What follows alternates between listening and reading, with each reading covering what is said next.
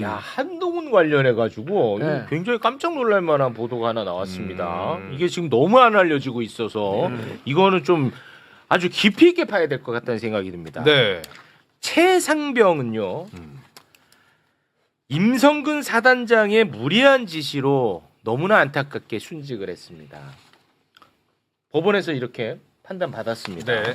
그런데 임성근의 잘못을 수사하려고 했던 박정훈 대령을 항명죄로 기소해서 수사를 방해를 했습니다. 됐죠? 네. 근데 이 수사를 방해했잖아. 이 수사를 방해한 혐의에 대해서 공수처가 수사를 했거든. 아, 오케이. 네. 그런데 그 공수처 수사를 또 방해한 혐의가 있는 거야. 뭔지 알지? 네. 그래서 그것이 특검에 의해서 기소가 된 일이 있어요. 이 굉장히 이제 몇 번 들어가는지 모르겠어. 그래서 설명을 조금 힘줘 했습니다. 이해됐죠? 이해됐어요. 그래서 최상병 특검은 최상병 수사방해 혐의로 당시 공수처 검사들을 기소를 했는데 그 중에 2명 짚고 갑니다. 네. 김선규 전 공수처장 직무대행인데요. 수사팀을 압박해서 최상병 사건 외압 의혹 관련자 소환 조사를 막은 혐의고요. 송창진 전 공수처 차장 직무대행, 윤석열 관련 압수 통신영장 청구를 방해한 혐의, 이종섭 장관의 출국 금지 해제를 지시를 한 혐의, 그리고 국회에서 위증 혐의가 있습니다. 그렇습니다. 수사 방해를 수사하는데 그거를 수사 방해한 혐의자들이야. 네. 그래서 기소가 됐어. 네. 여기서 제가 우리 변호사님께 아무리 제가 서치를 해도 안 나오길래 좀 궁금한데, 도이치모터스 주가 조작의 공범 이종호 다들 아시죠? 알죠. 이종호. 네. 그런데 이종호의 네. 변호를 했던 변호사 출신 2명이나 네. 공수처에 가 있었어, 검사로. 네. 그런데 그 가 있었던 그 검사 2사람이 이 사람들이에요? 한 명은 맞고요. 아. 네, 그러니까 김선규는 아니고 송창진 검사가 바로 이종호의 변호인이었고요. 그랬어. 그리고 이종호의 변호인인 다른 검사는 그 송창진 변호사 밑에서 이종호를 같이 변호했던 사람인데, 그러니까 송창진보단 낫죠. 그러니까 송창진은 부장검사로 공수처에 갔고 그 검사는 평검사로 송창진 밑에서 일을 했었어요. 오케이. 그러면은 기소된 검사 다시 좀 사진 띄워주시면, 그러면은 송창진은 이종호 라인이라고 볼 수 있고, 네. 더 깊이 들어가면 김건희하고도 또 가까울 수 있다, 이렇게 생각할 수 있습니다. 있죠. 네. 맞죠? 네. 어떻게 보면 이럴 수 있는 거죠. 김선규는 윤석열 쪽에서 직접 꽂았다라고 김성규는 볼 수 있는 것이고, 윤석열 라인으로 볼 수 그렇죠. 있고, 그리고 이제 송창진은 김건희 쪽에서 꽂았다고 의심해 볼 수 있어. 네. 요 느낌을 안고 가야 돼요. 네. 자, 한동훈 얘기를 하기 위해서 가는 겁니다. 이 재판이 지금 진행되고 있어. 기소가 돼서 이 재판이. 이 검사들. 그렇습니다. 네. 근데 재판에서 그 공수처에서 그 수사를 총괄했던 이대환 부장검사가 증인으로 나왔거든요. 그러니까 이 사람이 누구냐? 이 수사를 하려고 했는데 못한 거. 압력을 받았다고 얘기하는 사람. 이 사람이 이제 증인으로 나왔어. 네. 그 사람의 법정 증언 소개해 주세요. 네. 저희 수사팀은 나름 수사를 진행하겠다는 욕심이 있어 사건 관련자 소환 조사 일정 등을 조율했으나 김선규 전 부장검사가 총선 전에 소환 조사하지 말라고 처음부터 이야기했다. 이건 명확하다. 김선규. 됐지? 오케이. 김선규. 자, 그러면 김선규 네. 얘네들이 왜 굳이 수사를 막으려고 했을까?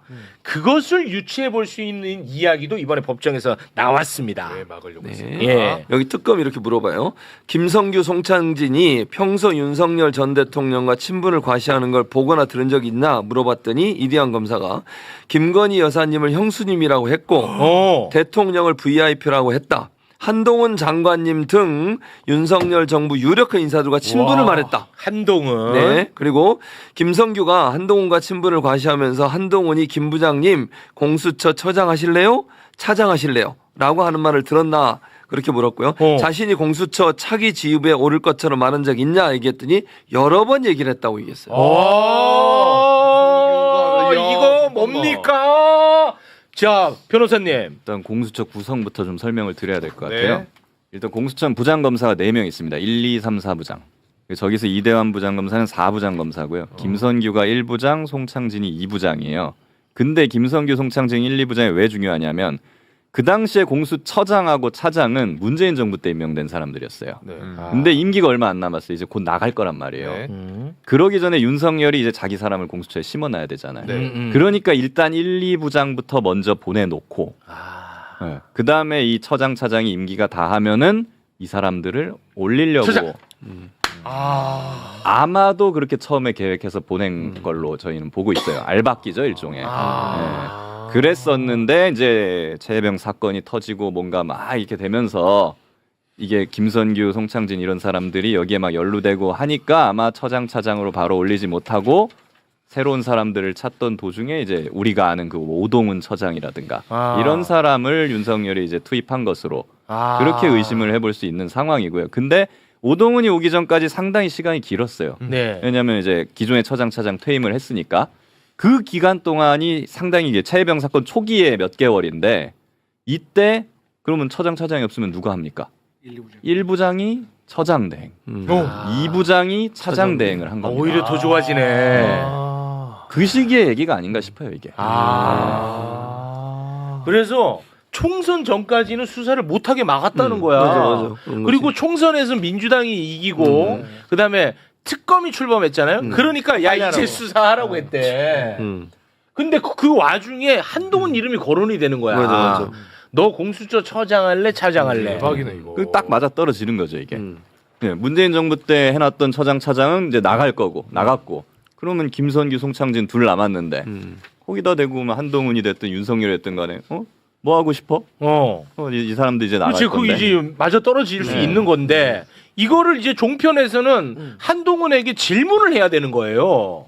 맞잖아요. 뭘 이런 질문에 바로 비판해야지. 아니 그러니까 비판하면서 마지막에는 왜냐면 말하기 좋아하잖아 한동훈은. 또 이런 거 말 안 해. 좋아하잖아. 네. 자 실제로 이런 말을 했냐 안 했냐? 네. 이 자리를 약속했냐 안 했냐? 안 했냐. 수사를 무마하려고 이런 자리를 약속한 것이냐? 질문을 해야 될 거 아니야. 네. 클로징 멘트로. 알겠어요.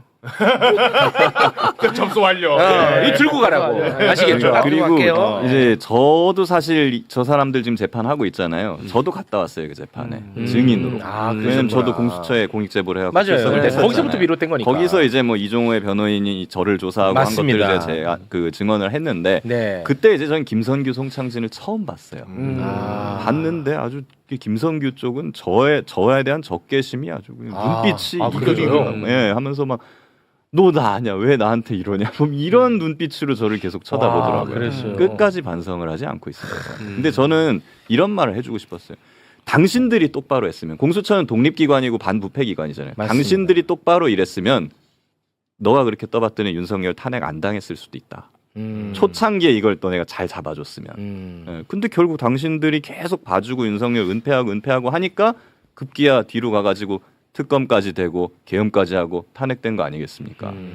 그러니까 그러면 이 사람들은 진짜 할 말이 없어야 되는 거예요. 근데 저렇게까지 뻔뻔하게 지금 자기는 아무 죄가 없다고 지금 임성근처럼 저러고 있는 거 아닙니까? 그렇습니다. 오늘 진짜 잘 모셨네. 이 구조를 아니까 이해가 좀 잘 되네. 한동훈 좀 이게 지금 물론 서울시장 선거하느라 바쁘시겠지만 뭐 거기- 부산 북구갑도 좀 신경 써줘요. 북구갑은 진짜 한동훈 같은 경우에도 정말 할 말이 없어야 되는 거예요. 그렇지. 왜 그러냐면은 한동훈이 초창기부터 법무부 장관이었잖아요. 윤석열 때. 네. 그렇습니다. 예. 그러니까 사실 법무부 장관이자 최측근으로서 공수처의 어떤 초기의 어떤 계획이나 이런 것까지 관여 당연히 했겠죠. 네. 예, 그런 걸 했을 것이고 그 당시에 윤석열이 그당 이재명 대표에 대해서 벌린 수사에 대해서도 당연히 관여를 했을 것인데 모든 걸 다 뒤에 빠져나가가지고 아무것도 안 한 것처럼 이렇게 얘기를 하면서 자기가 뭐 부산 북갑에 가서 뭐 보수를 재건하느니 하면서 뭐 지금 정권을 욕하고 이러고 다니고 있는데 네. 여기서 좀 부산 시민들이 정말 현명하게 결국은 선택할 것이다 네. 라고 생각을 해요. 왜냐하면 지금 부산이 노인과 바다라 해서 일자리가 없고 시민 불편이 극심한데 여기에 대해서 민주당의 하정 후보 같은 경우에는 제가 영상을 하나 봤는데 이거에 지금 우리 교차로에서 이게 선거운동 하잖아요. 신호등을 보더니 하정 후보가 지금 보니까 저쪽은 많이 막히고 있고 이쪽은 계속 뚫리고 있어. 아 똑똑해. AI를 신호등에 도입을 해가지고 그렇지. 하면은 이거 다 뚫리게 만들 수 있을 거 아니냐 그렇습니다. 이런 거 하겠습니다라고 현장에 즉석에서 그냥 이렇게 제안을 하는 똑똑해. 거예요. 그러니까 부산에 필요한 게 그런 거를 해내는 후보냐 아니면 한동훈처럼 맨날 뭐 보수 재건이니 뭐 알 수 없는 소리만 하면서 왜 부산 북갑에 나왔는지도 설명을 하지 못하는 그렇습니다. 그런 후보인가. 예. 그런데 너무 속상하게 정말 이상한 여론조사 나왔어. 우리가 이제 채널 A하고 한동훈하고 아주 가까운 것으로 인식하고 있잖아. 네. 우리가. 근데 그 채널 A 조사가 한동훈 1등한 게 나왔더만요. 나왔는데 다른 조사들도 저는 뭐 정당에서 이제 비공표 조사들도 하거든요. 근데 지금 하정우 한동훈이 거의 붙었습니다. 그러니까 그건 사실이고요. 사실이야. 예, 사실관계를 좀 명확히 하면서 대응 전략을 세워야 하는데 그럼 왜 한동훈이 최근에 이렇게 급상승했느냐? 그건 네. 뭐냐면 국민의힘이 이제 나쁜 놈들이잖아요. 국민들이 볼 때 윤 어게인 세력인데 그쪽에서 한동훈은 계속 두드러 패거든. 두드러 패니까 악의 추가 때 두드러 맞으니까 저 사람이 오히려 정당성이 부여되는 거야. 그러니까 희생자. 그러면서 마치 정의로운 사람처럼 잘못된 포지셔닝이 되고 있어요. 그래서 화제 인물로 한동훈이 뜨고 있습니다. 그러니까 국민의힘 두드러 패지. 자원봉사자들이 전국에서 한 100명씩 가서 막 시끄럽게 하지. 그러니까 하정우가 쟁점이 되는 게 아니라 한동훈이 선거판에 쟁점이 되는 거예요. 그래서 한동훈이 아니냐 이 구도로 가는 겁니다. 지금 국면이. 그래서 하정우 후보 입장에서는 인물 대결로 하면 아무래도 한동훈이 범보수 쪽에서는 지금 대선 후보 1위까지 기록을 하고 있거든. 그게 현실이에요. 그 인정하는 속에서 전략을 세워야 하는데 전재수와 이재명과 커플링을 잘해야 합니다. 그러니까 인물 대결로만 하면 대선 후보기 때문에 우리는 무시하지만 그게 엄연한 현실이에요. 그래서 이제 그런 부분들의 전략을 좀 잘 세워야 하고 말씀하신 대로 윤석열 황태자인데 마치 희생자 이미지를 지금 가지고 그게 있단 난 말이야. 못 견디겠어요. 그게.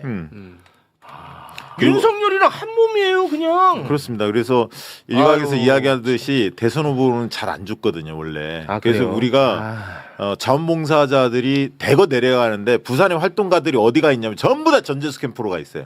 시장 캠프가 중요하니까. 그 전재수 후보는 거기서 오랫동안 활동했기 때문에 전부 다 전재수 당선시키려고 활동가들이 다 가 있기 때문에 전국의 지지자들이 사실은 한동훈, 하정우 지역으로 가주합니다. 아니 그 민주당 씨, 네. 민주당 그 지도부에서 하정을 전격적으로 좀 지원해야 돼요. 일단 좋은 말씀 주셨고 그래서 저는 그 전재수 후보가 최근에 이 박형준 후보가 감동란 TV에 출연을 해가지고 예. 약간의 여유가 생겼기 때문에 저는 전재수 후보가 북구 갑에 가서 빨리 그 부산의 그 베테랑들의 그 전력들이 하정우 후보의 손을 좀 들고 다니면서 전폭적으로 가야 돼. 전폭적으로 도와주고 또 큰 문제가 뭐냐면 아까 우리 대표님도 말씀 잘해주셨는데 지금 하정우 캠프가 어려워하는 것 중에 하나가 그 지지하는 한동훈을 지지하는 전국에서 온 사람들이 자꾸 불법 선거 운동을 하고 있다는 제보가 사방군데서 들어와요.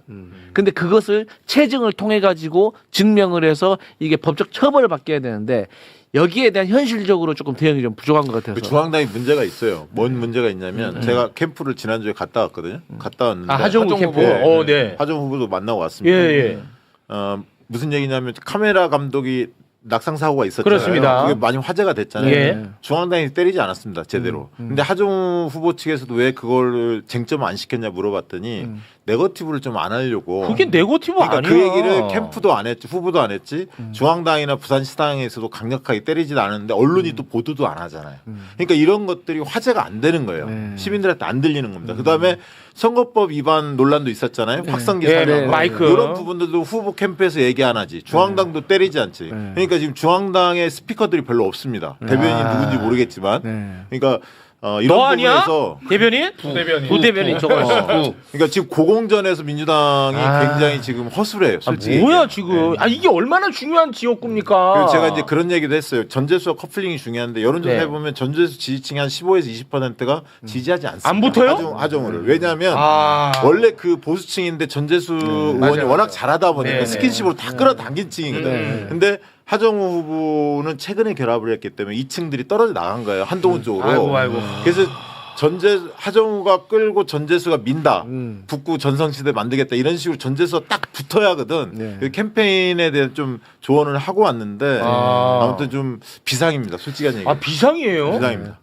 냉철히 봐야 합니다. 그래서 지금 그대로 가면 박민식 얼마 전에 삭발했잖아요. 맞아요. 단일화 안 해도 하정우 한동훈이 1대1 대결이 될 겁니다. 좋겠네, 그래서 진짜. 지금 총력전을 해야 돼요. 그러니까 제가 아쉬운 게 이번 주에는 저희가 하정우 후보 관련해 가지고는 우리가 공세적으로 한동훈을 때리는 것보다는 이제 뭐 주식 파킹이라든지 뭐 이해 충돌이라든지 이런 것들을 저희가 막는데 조금 급급했거든요. 그렇기 때문에 제대로 된 좀 기획을 해가지고 공세를 좀 해야 될 것 같습니다. 그러니까 이게 지금 민주당이 전략적으로 보면 자 보세요. 지금은 스윙보터 세력을 우군화하는 게 가장 중요한 전략이에요. 원래 집도끼들은 다 왔고 스윙보터 이쪽 찍을 수도 있고 저쪽 찍을 수도 있는. 근데 그 친구들은 가장 중요한 게 이익 투표 집단이잖아요. 네. 그러면 지금 주식이 뜨고 있잖아요. 네. 그 다음에 또 뭐가 있냐면 법인세가 늘어납니다. 그래서 초과세수 이야기가 나왔죠. 내년에 삼성, 뭐 SK 하이닉스 돈이 엄청나게 세금이 거친단 말이죠. 네. 그러면 지역 경제에 있어서는 굉장히 혹입니다. 내년이. 네. 그러면 아무래도 민주당의 후보들이 당선되는 데가 유리할 거 아닙니까? 뭐 지역 너무- 경제 너무 활성화. 당연하죠. 손이 안으로 굽잖아요. 발이 안으로 그렇습니다. 굽지 않습니까? 네. 이 부분을 적극적으로 활용해야 돼요. 적극적으로 가져야 돼. 근데 이게 이재명 대통령을 지금 제대로 활용을 못 하고 있어요. 저는 그래서 아 그래. 민주당이 이재명 대통령을 적극적으로 팔해한다고 주장합니다. 왜냐하면 저쪽에서 정권 심판을 걸고 있잖아. 오케이 받아야 돼요. 근데 이재명 대통령이 일을 잘했으면 민주당 찍어달라. 못했으면 국민의힘 찍어라. 정면을 붙어줘야 돼. 근데 이거를 인물 대결로만 자꾸 가요. 후보자 중에 하정우냐 한동훈이냐 이렇게 하면 안 돼요. 안 돼. 이재명이냐 한동훈이냐. 이재명 대통령이 일을 잘했으면 민주당 찍어줘라. 하정우 찍어줘라. 이렇게 가야 그렇지. 돼요. 그다음에 이익 투표 아까 그 부분을 극대화해야 돼. 여러분의 호주머니를 든든하게 해줄 세력이 누구냐? 그렇죠. 집권 여당이잖아요. 지금 주식도 뜨고 있고. 좋네. 그다음에 아까 지역 경제가 활성화 될 수 있는 적기란 말이에요. 내년이. 좋네. 그래서 이런 부분들을 민주당이 전략을 잘 가져가야 하는데 대단히 아쉽습니다. 아. 이런 목소리를 빨리 나와서 좀 하셨어야지. 이제 하면 어떡해. 지금 한동훈이가 너무 치고 올라왔는데 어디 계셨어 혼자서. 우리 방송 열심히 하고 있습니다. 잘 안 보잖아. 아 나 지금 눈물 날라고 하네 진짜. 너무 속상해갖고. 네, 네. 아니 나는 이게 또 채널A라고 해갖고 하우스 이펙트가 좀 있는 줄 알았는데 현실이라고 해버리니까 내가 현실입니다. 돌아버리겠네. 현실입니다. 아 근데 현실은 맞는데 근데 최소한도로 이 여론조사에 대해서는 보통의 전화면접 여론조사가 응답률이 20%가 넘거든요. 근데 이 응답률 10%예요, 10%. 그런 걸로 위안 삼지 마. 어허. 그리고 이제 선거 그 시작된 지 얼마 안 됐으니까 네. 지금 이렇게 나오는 게 차라리 낫죠. 예방주사가 오케이. 했다고 알겠습니다. 그래서 제가 네. 하정우 후보한테 매불쇼나 겸공에 나와서 스토리를 전파하라고 얘기를 했었어요. 스토리. 왜냐하면 AI 전문가만 알고 있지 이분이 흑수저 출신이에요. 나 잘 몰라 솔직히. 그러니까 부모님이 시장에서 자판하면서 아이들을 키운 거예요. 근데 하정우 수석이 또 의대 갈 수 있는 실력이었어요. 초중고 다 수석을 했거든. 근데 공대를 갔단 말이야. 나름대로 이 스토리가 탄탄한데 이게 안 알려진 거야. 그래서 제가 그래요? 왜 매불쇼나 경공에 나와서 이렇게 한 30분씩 이야기하면 정부의 지지자들이 더 열광적으로 모일 텐데 왜 안 했습니까? 그랬더니 한 2주 동안 밖으로 나가면 안 된다. 너 인제 들어왔기 때문에 지역에서 활동만 해야 한다. 밖에 인터뷰도 하지 마라. 이렇게 누군가 조언을 한 거야. 그래서 제가 그거 아니다. 그거 하셔야 정부의 지지자들이 더 열정적으로 온다. 지역으로 자원봉사하러. 저 솔직히 전재수 부산시장 후보는 엄청나게 정치 오래 한 사람이잖아요. 네. 그렇죠. 근데 저는 매불쇼에서 인터뷰하기 전까지 내가 알고 있는 게 거의 없었더라고. 해보니까 내가 전재수 얘기하면 내가 아주 돌아버려요. 너무 벅차서 자랑하고 싶은 거야 전재수를. 아이, 그럼요. 그러니까 내 멘트가 달라져. 그렇죠. 내가 뭐 전재수한테 뭐 얻을 게 있어서 인 게 아니라 그럼요. 내가 알게 되니까. 근데 솔직히 하정우 후보는 잘 내가 모르잖아요. 예. 하정우 후보를 얘기한 적이 거의 없어요. 그러니까 그냥 AI 전문가로만 알고 있잖아요. 한동훈 씹는 것만 했지. 그러니까. 하정우 잘 몰라. 예. 근데 이제 그 뒤로 이제 홍보를 하기 시작하더라고 여러 가지 그래요? 하는데 지금부터 이제 잘 하시겠죠. 오케이 알겠습니다.